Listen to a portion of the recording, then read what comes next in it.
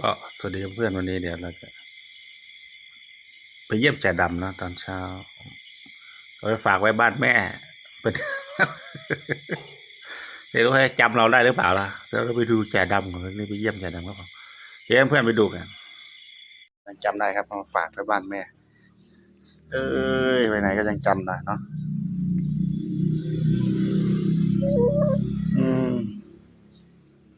คิดทอดปะเอ้ย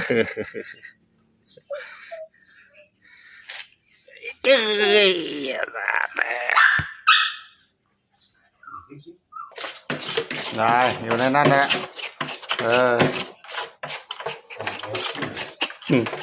ออกมากับไปเล่นอ้อมเมืองอ้อมบ้านรถก็เหยียบคอสู่แห่ด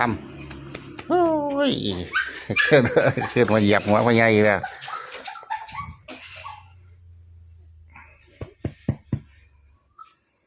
สบายดีเนาะ